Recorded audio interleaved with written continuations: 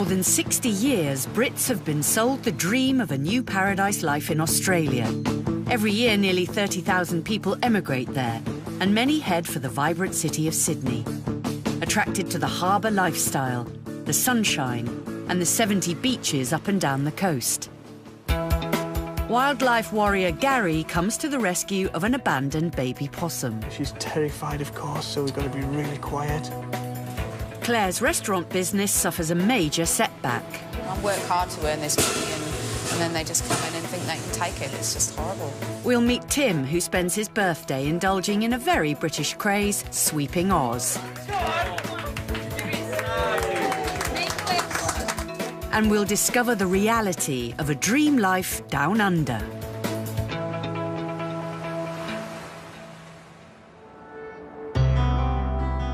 Australia has twice as many unique species as Europe and North America combined, and urban areas make up just 1% of its total landmass.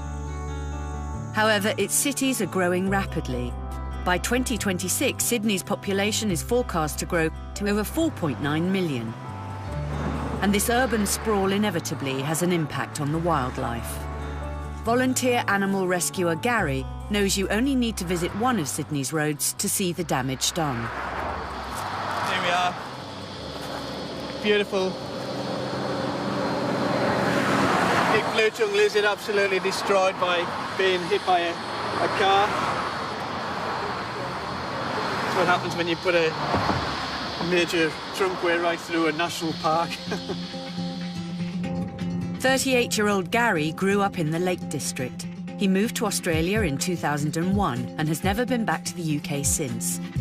He trained as an electrician, but believes his true calling is working with animals. With the wildlife, it's the be-all and end-all of my existence. For me, it's my job. And the other work I do is to make money. You know, it's kind of, it's a passion. This wildlife warrior is part of a large network of volunteers who rescue and care for animals. He can get called out for anything, from birds to marsupials, to his speciality, reptiles. Yeah, we've got a bearded dragon. This is a common bearded dragon for this area. So that's him in his angry, leave me alone pose. Gary's next call is a baby possum that's been found abandoned at a children's nursery, but getting there is proving tricky. Uh-oh. You know what that means? We've come down a one-way street. Uh-oh. Yay. I've never done that before. It's interesting. Hi, I'm Gary from Wires. Do you know what the story is with this ringtail possum? Yes. OK. Are you here to collect it, or...? I'm just parked right outside the children's playground at the car park.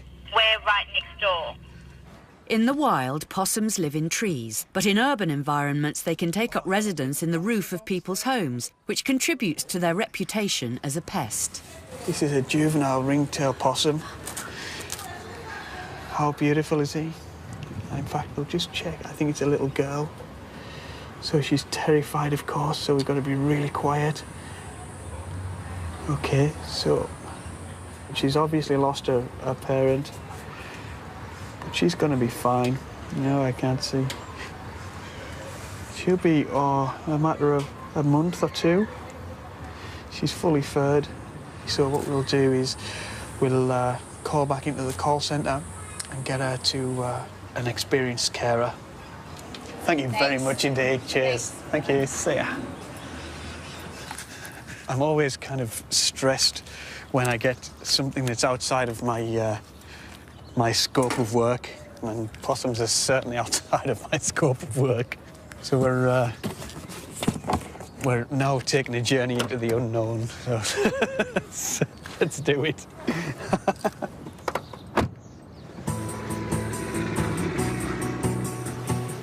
Over 30% of Sydney's population is born overseas. And this is reflected in the range of cuisine on offer. Bondi has a particularly varied selection, from Thai to Italian. But no trip to the beach would be complete without fish and chips. And Britt Clare's restaurant is a local favourite. Hey, the shop's been open since August 2005. It was my midlife crisis. I turned 40 and opened my own business, a fish and chip shop. I shouldn't tell you I turned 40, actually. I should keep my age a secret.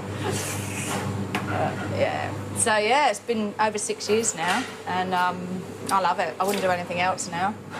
Originally from Cornwall, Clare moved to Australia in 1994 and now lives with her Australian partner, Walter. I'd backpacked over here when I was in my 20s and always wanted to come back, but I was just happened to be with a group of friends, and a friend of mine came in saying, "Oh, guess what, I'm going to Australia." And I went, "Oh, I'll go if you want, if you need any help." And yeah, come over for 6 months, and 6 months turned into 18 years nearly. Clare worked in telecommunications when she first arrived, but after being made redundant, decided she wanted to be her own boss. I guess through having an open mind and nobody's saying you need to be at work at 9 o'clock on Monday morning and you need to work all the way till Friday, I kind of did what I wanted and was really open to ideas. Although she had no experience of running a restaurant, Clare opened hers 6 years ago. I mean, it's kind of cliche, you know, the girl born in fishing town in Padstow ends up with a fish and chip shop in Bondi Beach. Clare's worked hard to adapt her very English speciality to local tastes. Grilled. I think grilled's better. Okay. Basic fish and chips is the New Zealand hokey, so that's kind of if somebody from England comes in and goes, "Oh, I want fish and chips," it's usually battered fish. So, but we do like a tempura batter, so it's a rice flour batter, so a little bit lighter and crispier than your sort of traditional old school stuff. Instead of cod and battered sausage on the menu, you'll find grilled barramundi, squid and octopus. The thing that makes me laugh is I get a lot of British people come into the shop and go, "Oh, you should do mushy peas with your chips, and you should do gravy or curry sauce or something." And I'm like, nah, it's Australia. It's, you know, there's only so many Tommy backpackers in Bondi for a certain amount of time, and then as soon as it gets cold, they all go north. So I'll be left with pounds and pounds of mushy peas and nothing to do with it. You know, Australians don't do mushy peas and gravy and curry sauce, so. But keeping her business afloat requires a steady flow of customers. And while the sun is shining today, the peak summer season has got off to a distinctly rainy start. People don't come out and eat when it rains, they order home deliveries. And fish doesn't travel well, so we don't deliver home deliveries. But yeah, so a lot of people won't come to the beach on a rainy day. They'll stay at home or go to the movies or go shopping. So it affects business when it rains.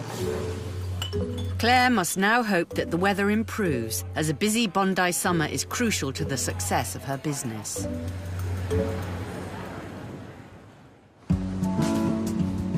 With an average 2,500 hours of sunshine per year in Sydney, the weather isn't normally an issue, but with a tropical climate, there's always the potential for heavy rain, prompting Sydney-siders to look for indoor entertainment.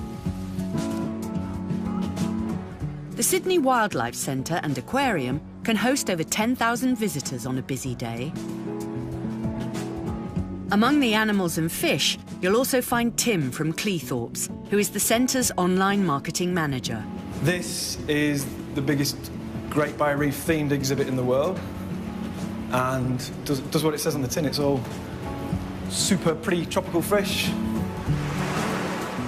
33-year-old Tim arrived in Oz as a backpacker 6 years ago and lives with his fiancée from back home, 31-year-old Lorna. We just always had it in the back of our minds that we'd like to come out, and we couldn't have timed it better, really. We'd made our decision to come, and then the redundancies all started to kind of kick in at home. My company actually kind of went into liquidation, and so we just knew we were doing the right thing. The Wildlife Centre is home to around 12,500 animals, ranging from the downright dangerous to the highly unusual. And what we've got in here are dugongs. So they're like, people call them manatees. They're not manatees, but They look like them. Dugongs are most commonly found in Australia's northern waters, and legend has it that early sailors mistook them for mermaids. There's only 5 or 6 of these guys in captivity anywhere in the world, and we've got 2 of them. A boy and a girl. They were both orphans, they were both washed up in Queensland. Tim is also a keen photographer, and part of his job is to take publicity photos of the animals.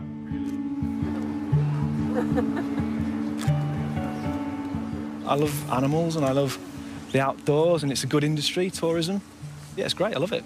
It's a bit of best of both. It's the perfect job for you. It brings together digital and marketing, photography and animals. He doesn't have a bad day at work. He gets to take pictures of baby koalas. Everybody has bad days at work, but no, my bad days are probably not as bad as somebody who works in finance or property. He did go in having this much to do, and you've really created the job to your strengths, I think, which is, and again, kind of the Aussie culture out here has allowed that to happen. It doesn't matter if you've not done exactly that job before, they'll give you a go, and you've proved them, proved it was the right thing to do. But although Australia has provided Tim with an interesting job, there's one major thing he misses about the UK. It's just the British sense of humour. Like, we're quite cynical, aren't we, as a nation? And Australia can be quite overly optimistic sometimes about certain things, and I'm not a cynic too much myself. But I miss that kind of the British mentality, really. But Lorna's hoping that a very British surprise she's planned for Tim's birthday will make him feel like he's back in Cleethorpes.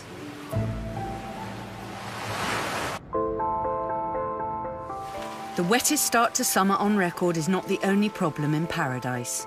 Burglaries hit a peak in Bondi during the summer months, and Claire is the latest victim. They broke into the back of the building, kicked the door in, and then came in and then just smashed into the safe. Over £500 worth of cash has been taken, and she now has to pay out for repairs and upgraded security. You can't really see much where has it happened now, but they jimmied it all. This is all broken, and so this whole lot was hanging out, but we've had to kind of secure it a bit until we get a new door put on. The insurance company's going to cover all that.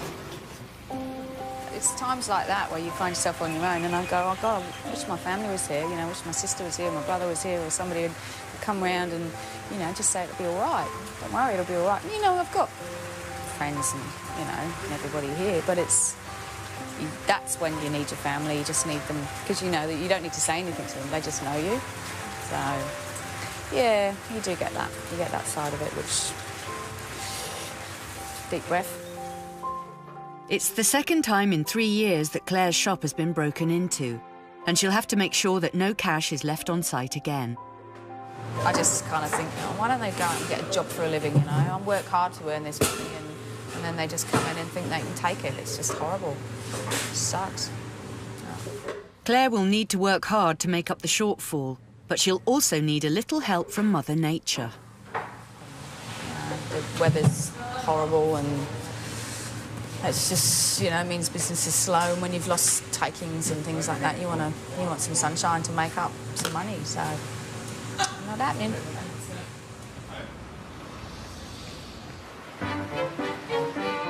Along the coast from Bondi, perched on the edge of the cliff top, is Clovelly Bowling Club, where Tim is celebrating his 34th birthday in a very British fashion. Winner starts, yeah? It's rubbish. Go on, Tim. No, go on. Go on. So the spot goes in where? The whole event has been organised by Tim's girlfriend Lorna, and to make it feel authentically British, she's rounded up as many Poms as possible. There's one Aussie in there somewhere. Oh no, there's 2. There's 2 Aussies. And then there's another 4 or 5 Poms on the way as well. So about 25 Poms, 2 Aussies. It's about the typical ratio in the eastern suburbs anyway, really. So. Lawn bowls is often thought of as a genteel sport played by pensioners, but a weekend visit to one of Australia's many clubs paints a different picture. A lot of old people do it here as well, but at the weekend it's just a bit of a... just the young'uns descend on the place. Anyone can play it. You don't have to have any gear, you don't need to be good at it. And it's got a cheap bar. Having moved 12,000 miles from home, Sydney's Poms tend to stick together. How you doing here? Thank you. kind of at our age, it's a bit weird making friends all over again, but that comes with the territory when you move to the other side of the world. You just got to accept that happens. So. And we've had a lot of other friends that we did know who've moved away, so it's quite transient. You find some people come and go away again. So we've had friends we know better who've been and gone. The average age that people move to Oz is 27, and many find that they soon have to make difficult choices. What I found hard is kind of moving through into probably in the second year is all these decisions that you feel like you might have to make. So it's, oh, you're feeling quite settled here, that's great. But so then what happens? So you have children here, you know, to get married here and settle here. And it throws up all these things that if I was still back in Leeds, we wouldn't have to worry about, I suppose. So it's a real battle for me that can't be answered and won't be answered anytime soon. For some, the solution is dual nationality. We definitely kind of like to do that and become citizens ultimately. I think that would be really good, really nice to kind of have the option then to be here or to be in the UK. Yeah, it gives us the option to go back when we want to or stay here forever. Tim and Lorna also find themselves attracted to this option. I think it's a bit of a no-brainer. It's just flexibility. When we say, obviously, oh, it's great to have, you know, the option to live in both, it's just purely a flexibility thing. It's hedging your bets to an extent. Happy birthday to you. But for Tim, some things will never change. I'd gladly take, you know, the residency, whatever, but I'm never supporting the sporting team. No chance. I don't think they make you. I think it's okay. Is it? Yeah.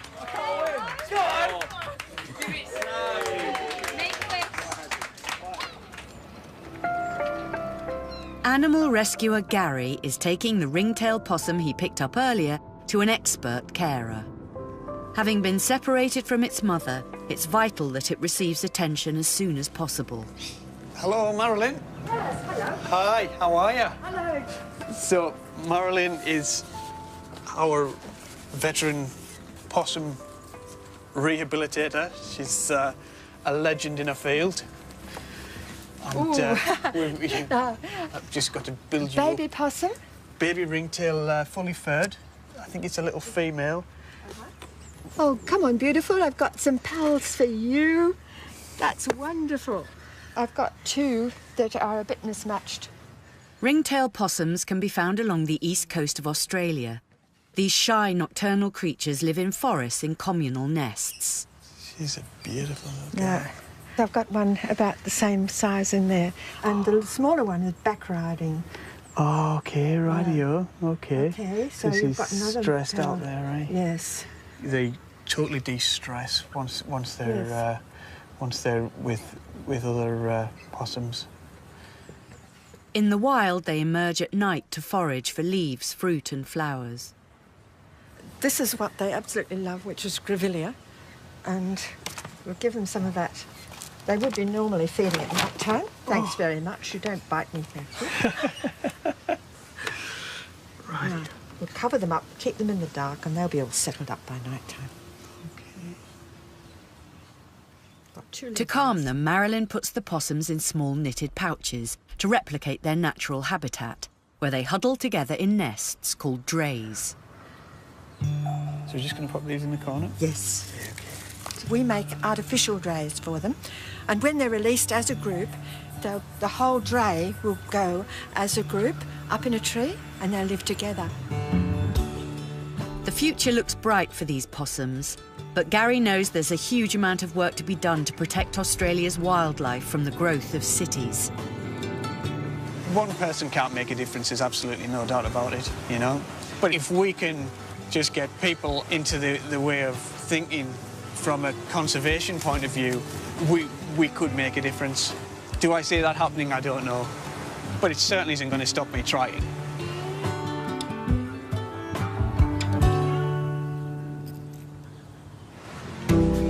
Over in Bondi, the sun's finally out, and business is improving for Claire.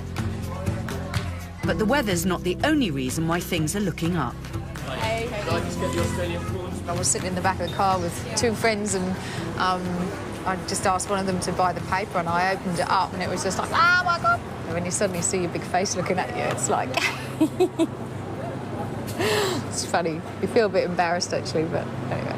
And then consequences of having that in the paper on Saturday is very, very, very busy busy, busy weekend. So, yeah, extremely busy. So we're licking our wounds today after the cupboard was bare last night. It's just amazing publicity that when you get one, it's just worth so much. You just can't, yeah, it's amazing. It's good fun.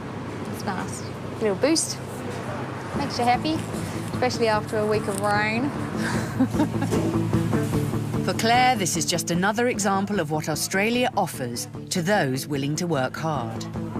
They've always called it the land of opportunity, and I still think that's true. You know, when you kind of hear what's going on around the world now, I look around here and I think, we're actually doing OK here. We're not getting affected by it all. And I don't know, yeah, I think it's, you know, I think it is still a land of opportunity, very much. England take on Belgium tomorrow in a friendly live football from 4:30. Then a new series on ITV1, Sporting Stars, watch out. Alistair McGowan is about to do what he does best. You Cannot Be Serious is at 7:30 tomorrow. The Cube follows that at 8.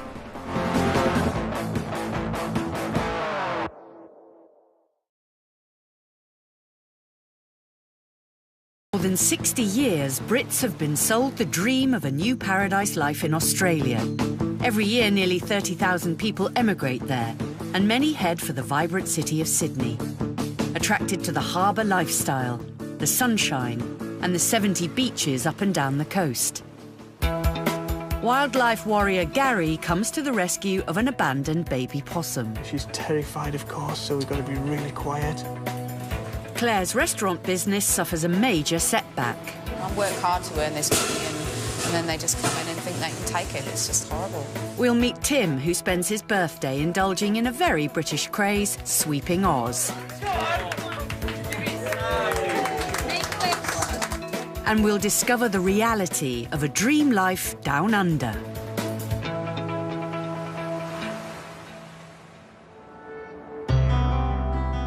Australia has twice as many unique species as Europe and North America combined, and urban areas make up just 1% of its total landmass. However, its cities are growing rapidly. By 2026, Sydney's population is forecast to grow to over 4.9 million. And this urban sprawl inevitably has an impact on the wildlife. Volunteer animal rescuer Gary knows you only need to visit one of Sydney's roads to see the damage done. Here we are. Beautiful. Big blue-tongued lizard absolutely destroyed by being hit by a car. That's what happens when you put a major trunkway right through a national park. 38-year-old Gary grew up in the Lake District. He moved to Australia in 2001 and has never been back to the UK since. He trained as an electrician, but believes his true calling is working with animals. With the wildlife, it's the be-all and end-all of my existence. It's